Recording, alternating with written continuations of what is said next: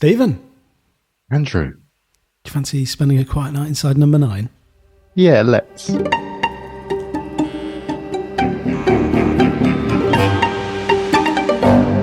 Right, we're going into Series 8, Episode 4, Love is a Stranger, directed by Jesse Quinones, produced by Kim Crowther, written by Reece Shearsmith and Steve Pemberton, and it first aired on Thursday, the 11th of May, 2023. It did. I have two synopsises. Synopses. One, I'm enjoying going into ChatGPT and seeing what it thinks is real. Is this being your whole week? It's a small part of my week. Okay. That takes up quite a lot of time. So there's a serial killer on the loose. The Lonely Hearts Killer appears to be targeting people looking for love through dating apps. We follow Vicky, who's been on the hunt for a good man since her mother died last year. It turns out it's not a particularly easy quest. That was my synopsis. Oh, right, okay. I was going to say that was bang on the money. What was the problem? Cheers. Thank you. Okay. You sound like an AI. Love is a straight... that is what AI should be producing, something like that. What, you mean correct? Correct and, to the point. Mm-hmm. Love is a Stranger is an episode from the darkly twisted anthology series Inside Number 9, created by Reece Shearsmith and Steve Pemberton. Set in a mysterious apartment building, each episode explores unique and often macabre stories that take place behind the doors of the building's various Number 9 flats. In this particular Why would there be many Number 9 flats in one building? The postman must be just livid. In this particular episode, we are introduced to a seemingly ordinary couple, Mark and Emma, who have recently moved into flat number 9. As we delve into their lives, it becomes clear that their relationship is not what it appears to be on the surface. Mark is an introverted artist, plagued by an intense sense of loneliness, and his paintings reflect his inner turmoil. Emma, on the other hand, is a charismatic and extroverted woman who thrives on attention and social interactions. Their stark personality differences create an intriguing dynamic within their relationship. One evening, as Mark struggles with a creative block and feels increasingly isolated, he discovers a peculiar object hidden in the apartment's attic. This object possesses a mysterious power. It can alter the perception of love and attraction between two individuals. Fascinated by the potential implications, Mark decides to experiment with the object, secretly using it to manipulate Emma's perception of him. As the power takes hold, Emma becomes increasingly infatuated with Mark to the point of obsession. However, the consequences of tampering with the delicate balance of love and desire soon become apparent. As the episode progresses, the boundaries between reality and illusion blur, and the characters are confronted with the disturbing consequences of their actions. The episode delves into themes of obsession, manipulation, and the destructive nature of unchecked desires, all set within the eerie confines of Flat 9. Love is a Stranger is a captivating and unsettling exploration of the complexities of human relationships, showcasing the unique storytelling style that has made Inside Number 9 a standout series in the realm of dark comedy and psychological suspense. What is happening? Really weird, isn't it? So, what were your reactions to this episode? This episode, not the one you just the one I've just described.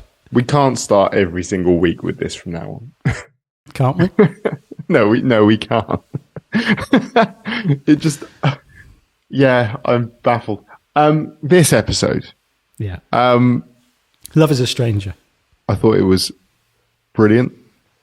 I called it early, then was led to doubt myself, was led a merry dance of self-doubt, only to be proven right at the end. And I think that was what the point was. I think so. That was my experience. That's what. Also, I've seen a lot of people writing about that. I knew what the twist was going to be. It was quite obvious. And I think that was the point. I like to think that. I'm not going to pat myself on the back here and say, saw that one coming a mile off, boys.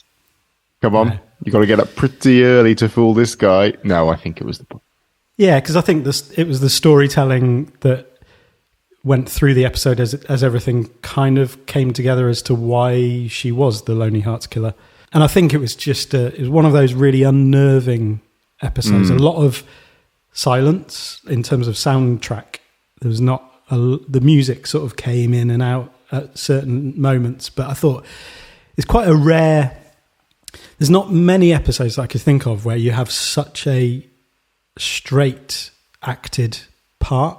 Yeah. And I think Claire Rushbrook was amazing at that. Like, just, it reminded me a little bit of Thinking Out Loud with how serious and straight up it was. Like, there's no, because a lot of Inside Number 9 characters have a bit of an exaggerated quality to them, slight caricatures. But she wasn't that at all. And I think that was I found that quite unnerving. Yeah, I did, especially when you watch it back again. But what I have found is that all those things that were making me feel sorry for her about her story, I kind of feel like all of that was still true. And I feel like all of those things she was talking about and you were feeling bad for her about were all contributing to where she's now ended up. Yeah, absolutely. There's moments of deception as she picks up on lines that have been fed to her by other people and then she repeats them, which feel like she can't even do that herself. Like, she actually comes clean about stuff to the other characters. And actually, yeah, a lot of that stuff, like when she's talking to Norman, and there's a genuine sense of like, isn't it nice to be able to talk about this stuff? And it is like, actually, no, she is obviously completely on her own and unable to even allude to the fact there's something a little bit sinister or not quite okay going on beneath the surface for her.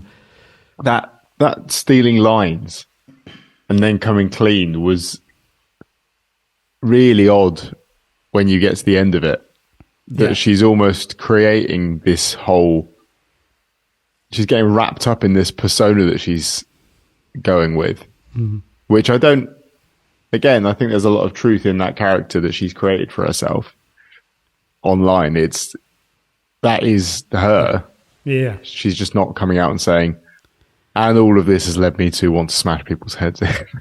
Yes, exactly. And she's very certain about not being a victim as well. And there's obviously nods to Psycho, massive nods to Psycho in the kind of relationship with the mother, obviously Norman, and wearing the dress, which was her mother's. Like, yeah.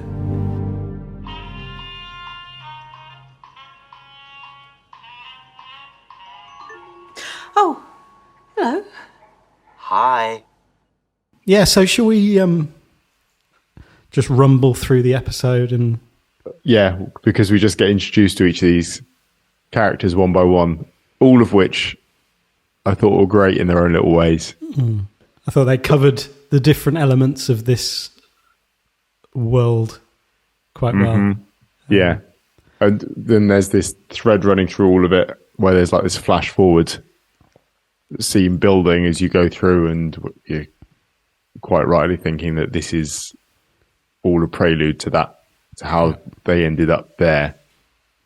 Very sinister character appearing at the door with black gloves on. Don't wear a long black coat and black gloves if you're not a murderer. Yeah, and that's sort of the first scene, isn't it? With the news report about the murders. It's been another body found this morning. And then you've got Vicky getting ready, and then there's a knock at the door. And yeah, it's kind of, I suppose it's setting up potentially, okay, which the murder mystery is going to be Vicky dies, and which of these people that she's talked to is going to be revealed as the killer. Yes. Or is it going to Which would have been, that would have been far too obvious. Yeah. Yeah. And it would have been far too obvious, even if it was the least likely one for it to have been. Did it? Yeah. Was that one? Yeah. And I think it was either way, because even, making it her as the killer, it's really obvious as well. But it's kind of, it's almost a nod to this sort of episode. You get it in all of these kinds of anthology series, I would think. Like you could imagine it in Tales of the Unexpected or Twilight Zone or whatever. But it's I think they do it in a different way. Like it's a new way of approaching it with the kind of online aspect. And I think that's actually quite an interesting thing of having an episode where all these people are interacting and having these conversations, but at only one point is there more than one person in a room together. It's a bit a sort of shades of Cold Comfort with people just talking to screens and being watched by cameras. Yeah, definitely. Yeah, you're kind of seeing everything through cameras, and again thinking out loud as well with the sort of talking heads aspect. With obviously you've got interaction rather than just different characters on their own, but even I guess that's through a screen. So it's and it's the fact that not a single person there really is in danger until they make a very deliberate decision to put themselves in danger. It's not like someone creeping around the alleyways grabbing you as you walk through. It is just don't invite people around your house. Yeah, exactly. Don't give your number to somebody that you've only met for 4 minutes. Yeah. Yeah. To which your face was a mouse. Oh man. Yeah. I've seen a few people sort of debating whether her intention was to kill him all along, or whether it was the fact that he revealed himself to be no better than anybody else. It could be either, really, because she'd probably find fault in him at some point. Yeah, that would suggest that she does have some pure intentions on palm dates, where she just wants someone, but they just keep turning up and being so awful that she has no choice but to smash their heads in. Swipe left and smash their heads. That's their fault, really. Yeah. Be better. I wonder that because that is kind of ambiguous, isn't it? As to whether is a part of her genuinely looking for this and thinking I can find somebody, and then it's just, but nobody is ever, like, I always get let down by these guys. Well, she made some reference to her mum, and I didn't quite really know what it was that she was talking about when she spoke about being not being the victim, and about stuff that had gone on with her mum with men.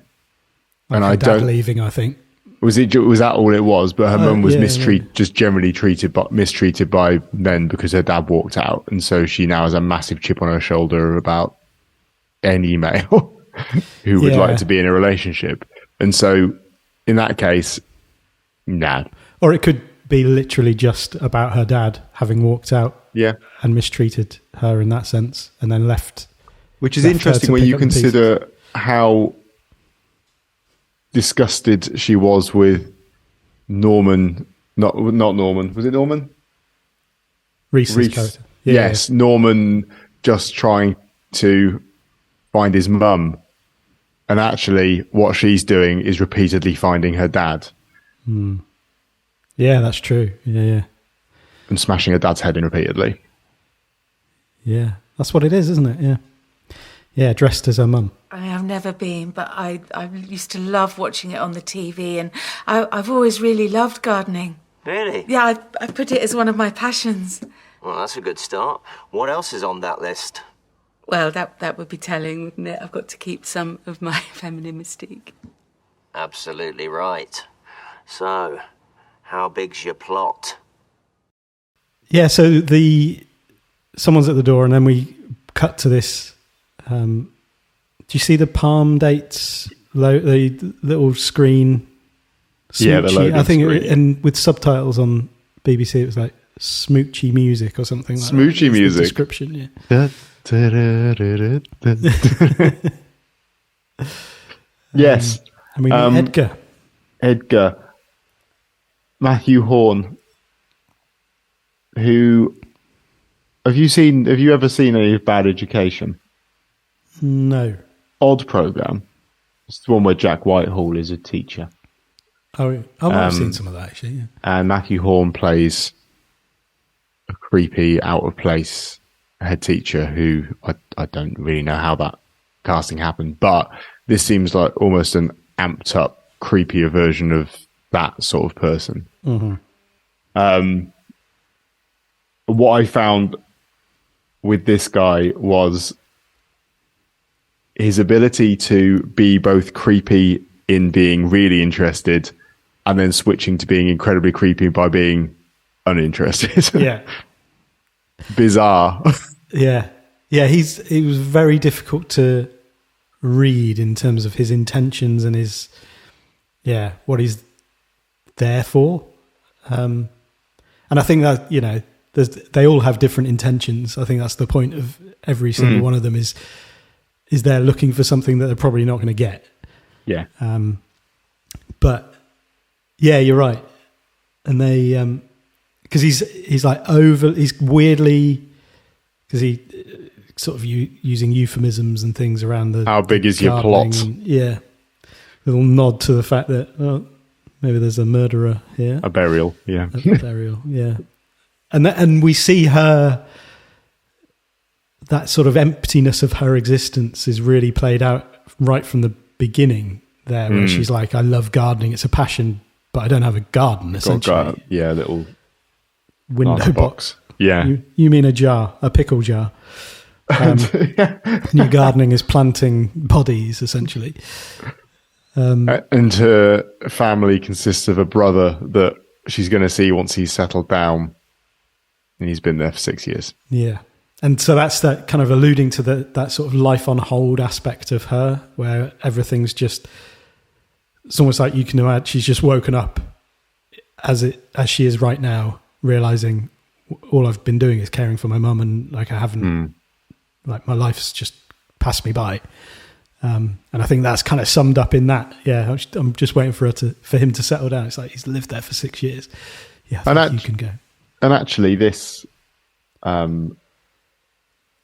this stage, I haven't necessarily twigged on the wrong murderer, because he does seem like a murdery type, and I was kind of wondering how that was going to happen. And I guess that was the point. He was, horrible.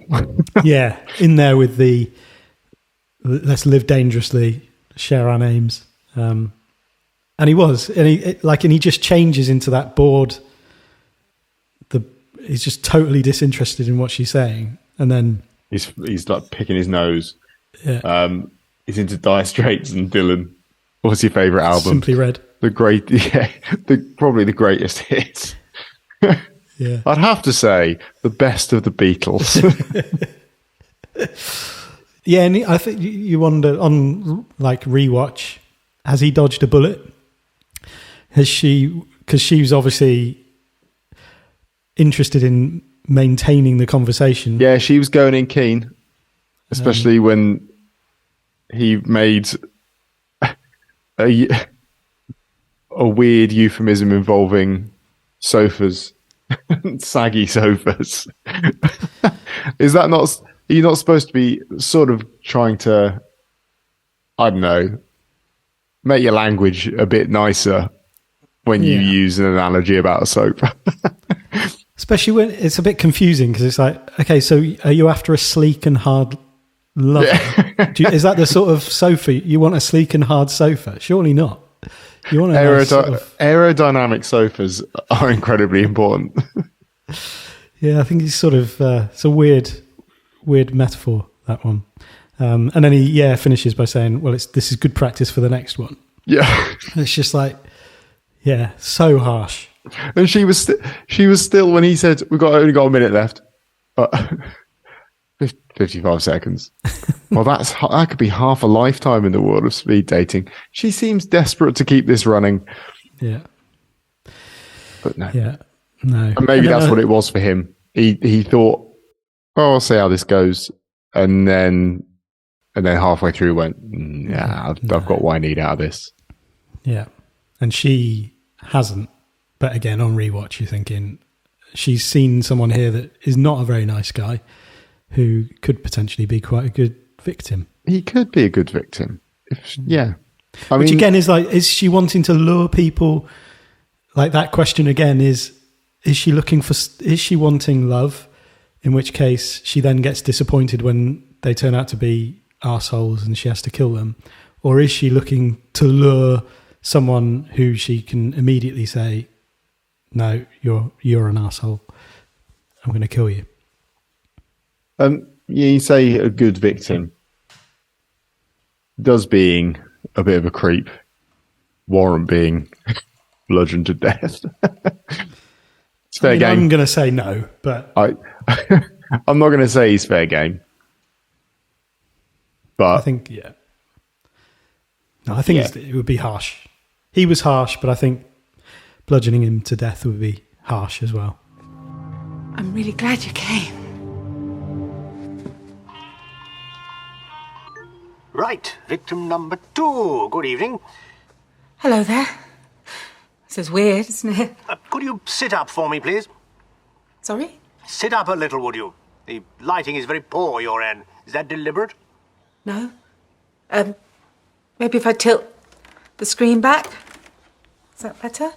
Marginally. Now, I have a brief checklist, if you don't mind my going first. Always best to have a plan, I find. So you are. So after Edgar, there is another little jump in time in between scene where we see, what's her name, Vicky, letting up this figure into the apartment. And is that when she says, I'm really glad you came? it is that happens. She says that twice. It's like an overlap. I had the same reaction. Yeah. But I'm sure I've heard that before. And I had. Yes. Minutes earlier. And then we jump back to the old Palm dates. And Onanism, I think it's described as in the League of Gentlemen. Partaking in a palm date. Yes, indeed. Norman Jenkins' second victim appears. I do quite like Norman Jenkins. I quite like him. He's a character I feel like I know. I don't Not spend from much time dating. with those sorts of people, but yeah, just his whole telling her to sit up because the lighting is very poor your end. Is that deliberate? And kind of like basically insinuating, are you making yourself dark because you're ugly? And then he gets his checklist out, goes through this checklist basically on his search for a new mother. He has some domestic expectations. He does, yeah. But he may not be able to deliver on certain expectations due to having had a pacemaker fitted. He's had a pacemaker fitted. His heart needs to be maintained between 60 and 80 BPM. Yeah. He's just a great character. And at no point did I think that he was a murderer. No, he seems very... although I think the hair is behind him. Oh, is it? Which is quite weird that it's not in number 9. That's true. And he's called Norman. So Norman 9. Norman 9. Norman not 9. Mr. Bates. Norman not Bates.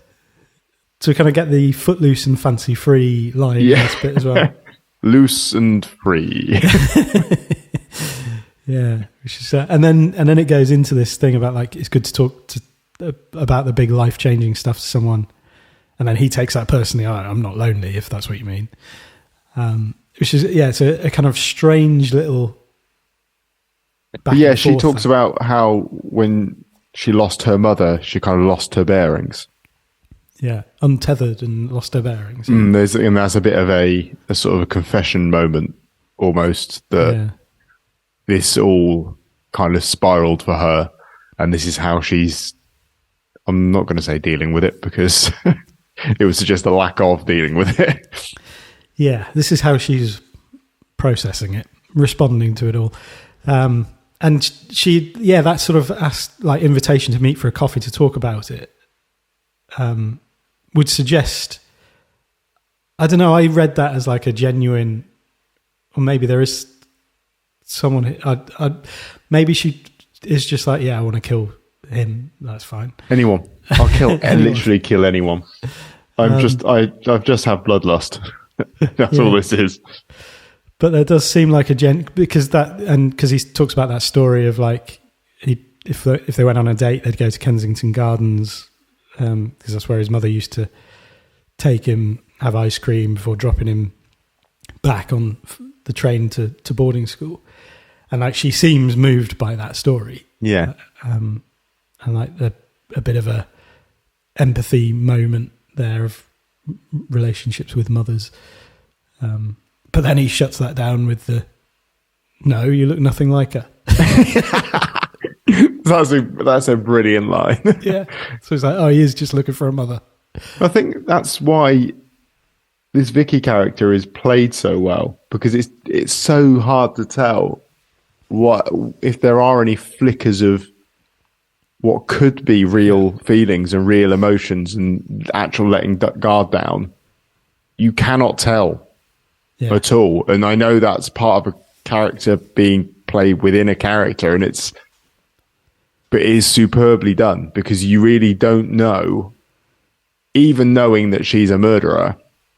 At the end of all this, you still can't tell if there are little moments where having her guard down, and how much of this is stuff you should genuinely feel sorry for her about, because it's all contributed towards making her into this monster.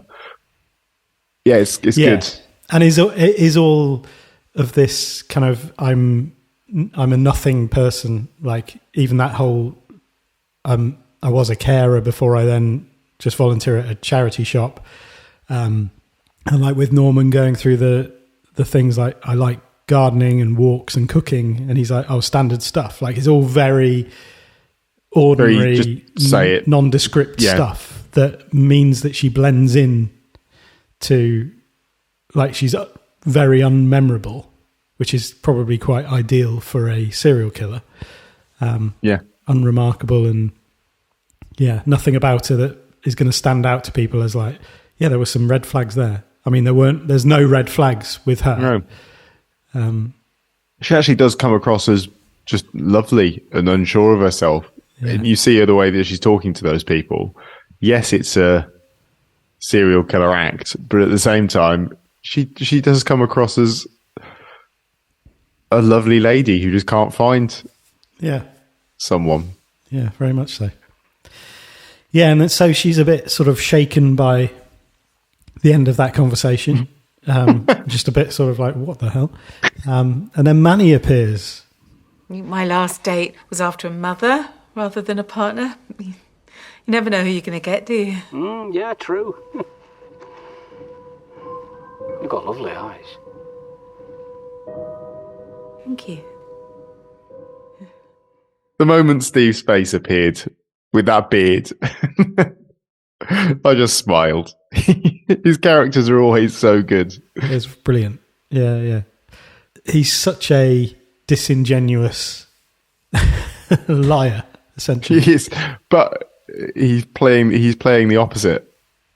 Self-deprecation and like a cuddly man. To the extent where she drops her guard, supposedly, from her little lie that she's picked up from her Edgar conversation about being a landscape gardener. And then comes clean. Oh. Yeah.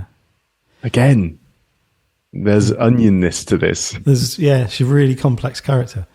There's that moment, isn't there, where Manny looks down the lens and says that she's got nice eyes, and there's a little bit of music that comes in to reinforce the sinister moment. But is it him? Is it going to be him? Real very unnerving, to say the least. So you've got lovely eyes. I'd like to keep them in a jar. It's a really it's a really interesting thing, isn't it, of like looking at people on a webcam. So like we're looking at each other right now. I'm looking at you on the screen, but like obviously in that episode, everybody's looking straight down the lens. Well, it's something that Apple have tried to work on with their cameras, that there is some processing going on that tries to deal with that, like you're looking, and make it look like you're looking at the person, because that is an issue, that if I'm looking at you, I'm not looking at you. If I want to make eye contact, I've got to make eye contact with the camera, which is what I'm doing now. Yeah. And only one of you can have eye contact. Yeah, exactly. Yeah. You're not. And that's weird. Yeah, exactly. Your conversation is with a camera at that point and not the person. Yeah. It's like going for the effect. It's why it's such hard work that a few years ago, everyone just started having all of their interactions like this. And it's hard work because you can't pick up those things that you would usually pick up when you're in person. And your mind has to work so hard to almost fill in those gaps. Yeah, and when you're talking and you're gauging someone's interest in what you're saying and they're just staring down, even though they're looking at you, it feels really unnatural, because it's like normally, I mean, even if you don't have eye-to-eye contact. I know, I like to really just sort of bore into... yeah. There's something that tells you they're engaged. Yeah. But yeah, it's a bizarre way of meeting new people in that sense. But yeah, I was struck by the fact that in that moment particularly, he's looking straight down the lens and saying, "I like your eyes. You've got nice eyes," whatever. And that means he's not. Yeah, that means he is not looking at her eyes as he's saying that. That is all for effect. Yeah. Ooh. Yeah, and then it's him. It's definitely him. It seems. Yeah. There's something not quite right about him. And then he talks about his occupation as a Rubik's Cube phone line operator. What? Yeah, I was not expecting that. Brilliant. No, Brilliant detail. And I like the fact that he thinks that there's some possibility of monetizing this through social media. Through franchising it as well. Franchising it. I'm not entirely sure how that would work. But well, franchising suggests that there's a level of demand for this that he alone cannot satisfy. And he's going to need to farm this out to other people who can run their own business using this franchise to do the same. Now, I don't know a huge amount about franchising. However, I would suggest that a distance service where you can phone from anywhere. Yeah. Probably not needing to be franchised. It's not like a chicken shop where if your area doesn't have one, you can open one to satisfy demand. No. And then to suggest that maybe social media is where you could go to find real success. I'd suggest that someone could just ask someone. Yeah. I mean, I would imagine a Rubik's Cube helpline is sort of, its days are limited with the internet. Yes. Especially as you can now buy Rubik's Cubes that connect to an app and tell you exactly how to solve that cube. Well, there you go. Yeah. But maybe it's, again, lonely people, because I think there's an illusion. You use that as like a conduit for actually what you want to talk about. Yeah. It's a Trojan horse. And you push the Rubik's Cube into the conversation, and everyone climbs out of the Rubik's Cube and pillages. Exactly. Yeah. And he talks about, I mean, it's 17 minutes to solve a Rubik's Cube as well. It's quite a long time to be on the phone. And he does say... That's also a really long time to solve a Rubik's Cube. I think by that point, you just can't do it. So I think that it's just like maybe with this, it's lonely people connecting with each other. And he says it's mainly talking muggles through to self-completion, which is a whole different kind of premium phone line, I think. More palm dates. Yeah, palm dates. Yeah, and then we meet his wife. Yeah, it reminded me a bit of that interview on the BBC a few years ago with the guy whose children run into the room and then the wife follows in. Yeah, that was so good. But yeah, she's not happy. Oh, you wouldn't be, would you? And I get annoyed with him in that with the line about sort of like breaking someone's ribs, and then she's like, I've done it before, and he's like, she has. It's like, what? And you're putting people at someone risk. else in this situation. It's like really horrible. He's very matter of fact. I know it's probably a standard reaction and people would just do it, but the way the blame is immediately laid at the door of the person on the dating site, for daring to talk to her husband, like, who has no idea that he's married. This man was just delivered onto my screen. Yeah, it's crazy, isn't it? And then later on, someone is delivered on her living room floor. Yeah, nice. And they have that little exchange about, I wish I had a hobby I could turn into a job. He's thinking on second viewing. Yes, but it's quite difficult to turn serial killing into a paying job. You've got to get it on social media. But you get everything on social media nowadays, can't you? You can, including someone to have a bit of fun with.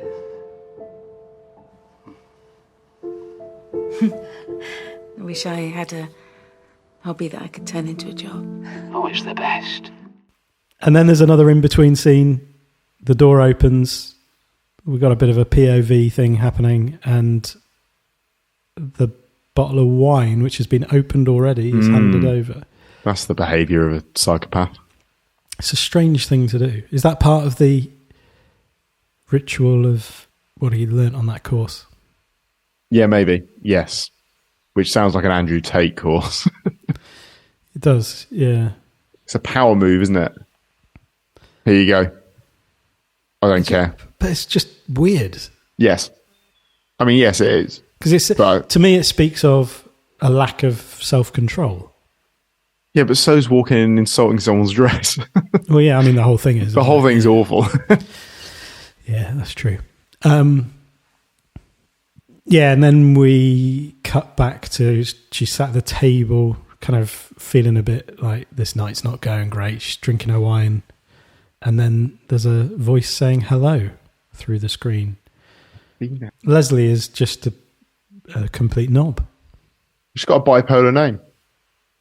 She does. She's ended up on the wrong track, which keeps happening.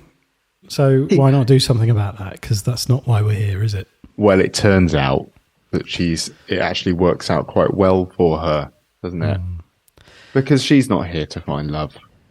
No. She's here to make women feel bad about themselves, so they will then buy her diet products. Yeah. And she's not very good at that. She's good at probably making women feel bad about themselves, but I can't imagine unless it's similar to the whole negging thing, and you do manage to basically convince somebody that you are. I guess so. That's the point of her being there, is to convince women that they need to do something about themselves. And they have a need to spend their money on these diet supplements. What's weird is the way that Vicky reacts to it and starts dropping the Kerry Russell Grant line. Yeah, again, taking something she's heard and owning it disingenuously. Which is odd. What does she have to gain out of this conversation? Because I'm pretty sure Leslie isn't her target market. No. Is she? Or maybe she's thinking, I could branch out. Yeah. I don't know. Because she connects with talking about descriptions of... Yeah, when they're talking about like bubbly and homely and living life to the full, she's like, oh yeah, that actually means raging alcoholic. And then obviously that's the sucker punch is the footloose and fancy free line, which is a totally empty existence. And you get the piano music's then back in again, the feel sorry theme. Yeah. That little motif that keeps coming back. When you're supposed to feel sorry for Vicky, that you get the little twinkles. Yeah, you're being told what to feel. Yeah. Leslie goes into proper market research mode with relationship status options. And then that horrible thing. So Vicky opens up, tells the story about her mum, Yeah. and it's completed with, "So you turn to food." Yeah, you found solace in food. Oh, Not really, no. no, that wasn't. And then she ignores the fact that she's like, no. She's like, we're so hard on ourselves sometimes, aren't we? And like, she's Ladies like you. massively crowbarring this kind of subject change into it. Like, and it is, I mean, hadn't really thought about it until now, like the parallel with the pickup artistry stuff. Yeah. And it's just That's salesmanship, true, yeah. isn't it? Like, of actually, I want to make you feel like I'm superior to you and that I can help you, or like that you need to be somehow subservient to me.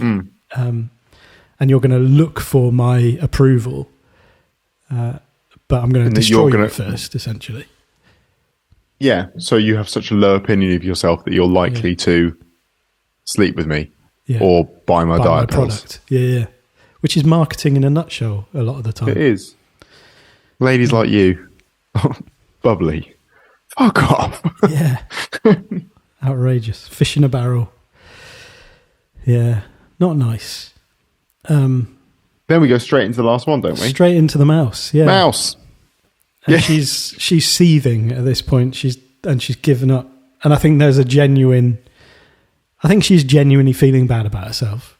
Mm-hmm. And then it's like just exasperation when this mouse appears. And it's like, oh, come on. At least I'm not a turd. There's one that makes you look like a turd. Yeah. And I really love the expressions. Like, it captures the expressions, like the ups and like the sadness, and then the little bits of joy. Yeah, there's the iPhone animojis, they're called. Yeah. Do that really well. Yeah. And I think it's because they pick up little things like eyebrow movements and stuff. Mm-hmm. The sort of little bits of your face that really do convey things. It is weird. You can almost see more facial expression on that than you would just looking at the face. So I guess it gets a bit caricatured, doesn't it? Yeah. If you have to give an instruction for if the eyebrows moved on the object, make them move on the image, and it kind of just gets a bit enhanced. But you're right, that little mouse looking sort of ashamed of himself, and it just made me think of that lawyer. That old lawyer with a cat. I'm not a cat. It's like genuinely couldn't get rid of it. My interns have been. I'm not a cat. Don't keep saying sorry, as you sound like me. What have you got to be sorry for? Oh, daring to exist according to most people on here. Yeah, not easy, is it? Being gazed at and picked over by half a dozen strangers. I've never done this before, and I don't think I'll bother again. Why not? It's just too painful. Confirms all the worst things that I think about myself. Well, don't be like that. I'm sure there's somebody out there for you. You're a man or a mouse. He didn't do a great job at a realistic story, it turns out. Lazy Town. That was a throwback. I was sold on it. I was, because I'd not, since I was aware of the existence of Lazy Town and Sportacus, I wasn't aware that Lazy Town stopped. No, but obviously Vicky is. She used to watch. Vicky knows. Yeah, and then there's the moment where they have a cheers to us, and the actor picking up the drink breaks the filter. Breaks the filter. Yeah. Then there's like this shift to Vicky trusting him at that point, because obviously, despite the fact he's lying, it kind of gives a reason for his lying, which is probably quite relatable for her in terms of like putting a story on something of shame and something she doesn't. Or it's kicking into easy target. Depends how you're reading it. Yeah. We've got a low self-esteemer. Yeah, he'll be round like a this shot. Is easy. Here we go. Yeah, like fish in a barrel. Yeah, exactly. And that's one of the things I really love about this, because it's that isn't clear. It isn't clear as to the target, whether she is finding fish in a barrel or it's kind of good faith that then turns bad. Yeah, there is more. There is more to it, isn't there? Yeah, I think there's more to it than I first thought. I think so. Yeah, Because there's a lot of complexity going on behind. I think there is some genuine stuff going on when she's having these conversations and she's giving away little bits of herself. Well, like when he says, "I don't get to meet many women IRL," and her face just has this beautiful little shift where it's like, he said IRL, he and that's speaks the my thing that she language. did earlier. Yeah. And then he says he can't put up with the stairs, and Vicky's got bants. Vicky's got bants. Yeah. No, it's a nice little moment. It is a nice little moment. Yeah. And I think there is an authentic, like, you know, he talks about being either the Invisible Man or the Elephant Man, and she kind of relates to that. Like, and I don't think that is just the character that she's created as the serial killer. I think You know there what? is Maybe a I'm genuine wrong. thing. Maybe I'm wrong. Maybe there is a level of she was willing to give this one a go until he revealed himself to be a prick, and then she went, "Oh, I have to do it again." My ponderance would be, would she find that eventually anyway? Because nobody's perfect and they're going to reveal something sort of dislikable. And then there's the bloodlust. And that aspect of, like, because she talks about, you know, finally coming out into the world like a flower starting to bloom. Coming out to bloom is like she's found her feet as a killer. Like there's something about that that's really empowering her, and like she's feeling like, yes, I've finally found out what I was on earth to do. But yeah, so it ends with that. Except no one wants to smell me. I do. Sorry, that sounded weird. But I guess at this point, you're also still, back of your mind is wondering, is he hiding his face because he's a murderer? Yeah. Especially when you then start to join some dots and think, hang on a minute, this fits that he could be the one turning up at her flat. And then he is. Then they really drag out that scene when he arrives and really make you think that it is him. Mm-hmm. Yeah. The music is working hard at that point. It is working hard, yeah. Yeah, it kind of goes from very nothing to all in that sense. And I think if he was if this was a James Bond film, he would be the killer. Because they still haven't quite got over the whole James Bond villains have to have some kind of facial disfigurement.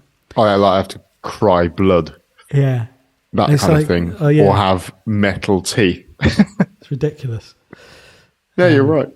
Yeah. Yeah, so he holds his phone number up, and she manages to get it down in time. I don't know how. I would not have been able to write that down as fast as she did, but good memory. Screenshot would have done. Oh, yeah. Print screen, go. That's true. Yeah. That's what I would have done. I swear, you're good. If I was trying to make sure that I could get hold of the person I was going to bludgeon to death, I'd have taken a screenshot. I get overlooked as well. No man, no job. Unless you count being a carer, which most people don't. So this is me finally coming out into the world, like a flower starting to bloom. Except no one wants to smell me. I do. Sorry, I meant that sounded weird. I mean, we've got 20 seconds left. What can you say in 20 seconds? Hold on, wait. Check this out. Hope you got a good memory, Vicky. And so the calls are over. Jaya's here. Vicky's made a lasagna, salad and garlic bread.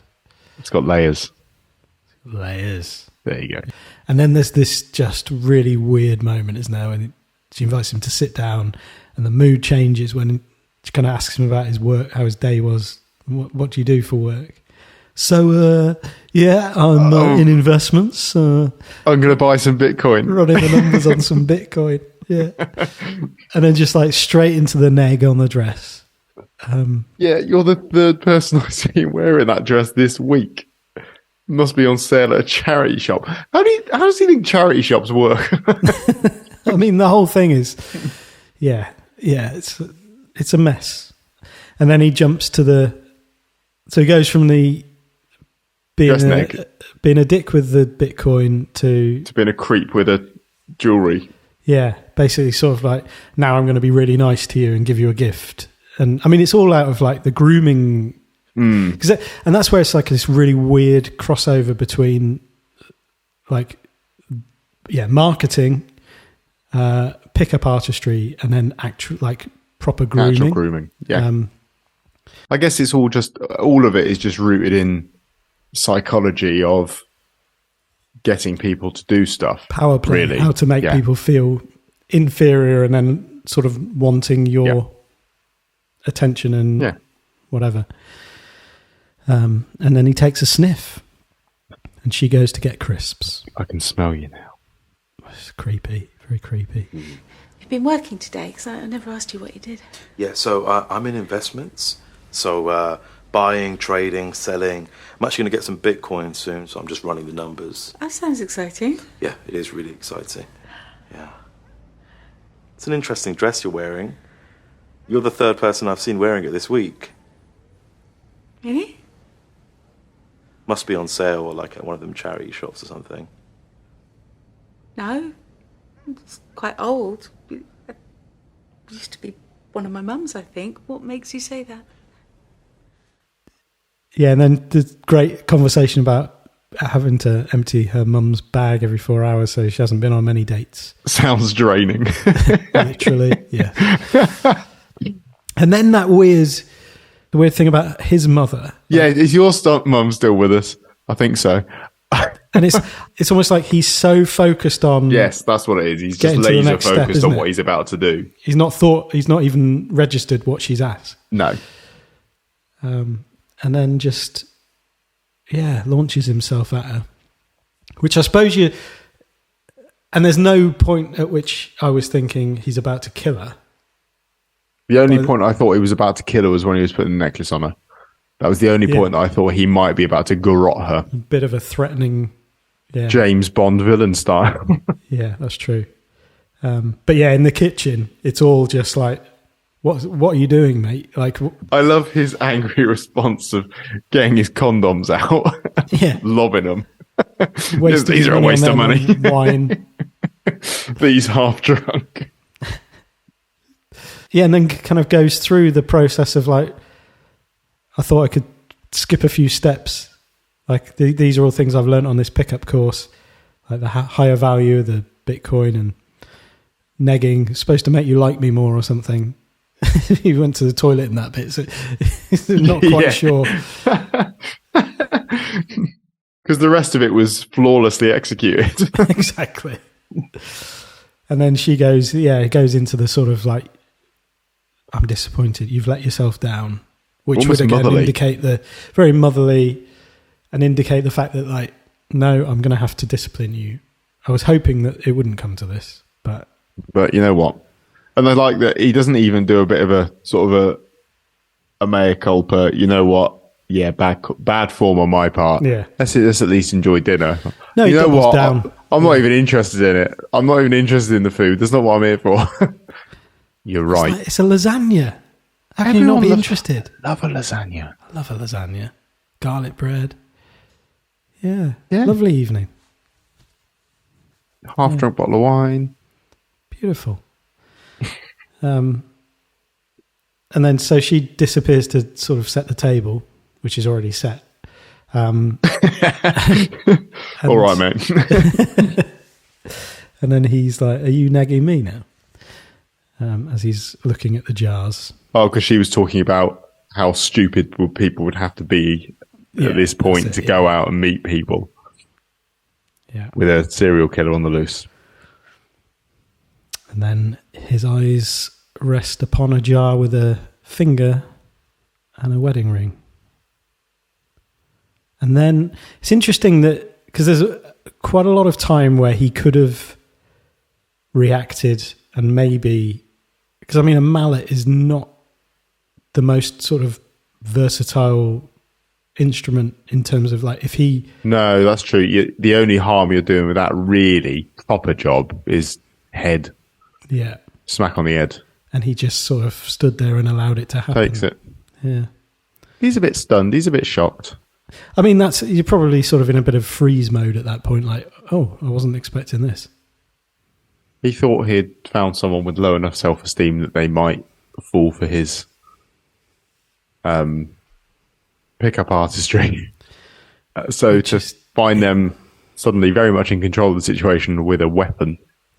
And yeah, it's the reveal that you've been waiting for, really, isn't it? It's not the twist that you're like, oh, no way. But in many ways, it's almost like a comforting reveal of like, oh, we've come home to the place I was expecting to return to. As comforting someone being revealed to be a killer and smacking someone around the head can be. I don't know what you generally find comforting. I find that quite unsettling, personally. Well, I was comforted. Different strokes. But she also, that's where she talks about, she doesn't like the name they've given her. She doesn't like that it makes her sound like the victim. Because that is the thing, is like, it says the Lonely Hearts Killer. And I kind of initially took that to mean she kills people who are on Lonely Hearts websites because they are Lonely Hearts. She's the killer of Lonely Hearts. But she's got someone's finger with a wedding ring on it. Which suggests that the Lonely Heart is referring to her. Yeah. But she's not. Yeah, because it could also be like the killer of people who have rejected, you're sort of bitter and resentful. So you kill people like a sort of incel style. You're the lonely heart. And you can't. Yeah. But no, I like that. I was thinking, actually, I would put that as an episode. And funnily enough, I was reading something earlier which said this wouldn't be an episode I'd use to introduce people who've never watched Inside Number 9 to Inside Number 9. I'd already thought, actually, I think this would be up there as one that I would. Because it has a... Yeah, but I've introduced people using Riddler of the Sphinx, so I'm... yeah. Possibly not. You're a brave man. Go hard or go home. I mean, it would be one that I'd use for certain people. Like I'd often use Bernie Clifton's dressing room because that's just got a good solid twist, a great performance or set of performances, and it tugs at the heartstrings. So that's true. Yeah, but I think this one is good for like a bit of gentle horror. Yeah. And just the unsettling vibe of Inside Number 9 comes through this one. So, yeah, I don't know. You get the nice work that the music does in Inside Number 9. It really comes through in episodes like this more obviously than sometimes. Yeah. It always does. But I think there are some episodes where it kind of gets to play a bit more of a role, and those ones where it is a bit more tense and a bit more atmospheric. Yeah. No, I enjoyed this. Yeah, I don't have anything more to say. Really. And that's all I have to say about that. But we would love to hear from you if you liked it or didn't like it so much. Do get in touch via email, quietnightinsideno9@gmail.com, or follow us and message us on Twitter at AQNIN9. And we will be doing a wrap-up episode, so we'll talk about correspondence we get about the episodes in Series 8 at the end of the series. So please do get in touch before then. If you get in touch after we've done the wrap-up episode, then we probably can't include it in the wrap-up episode. The word probably there. Doing some lifting. Yeah, great. Cool. I've got nothing more to say. Do you have anything more to say? No. Bye-bye. Bye-bye.